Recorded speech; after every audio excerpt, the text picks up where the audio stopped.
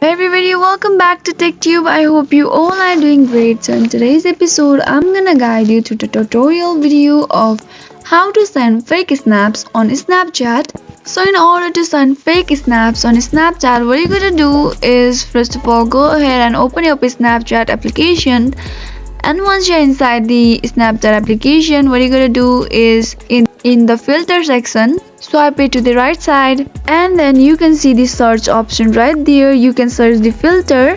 For instance, I am searching fake snaps, and as shown in the result, many fake snaps will be appeared. So for instance, I have selected this. Now you can click on next and send it to any friend you like. And that is how easily you can send fake snaps to any friends on Snapchat. I hope you found the video to be helpful. If yes, please do not forget to subscribe to our channel and also press the notification bell for more updates. I'll see you again in next video. Goodbye till then.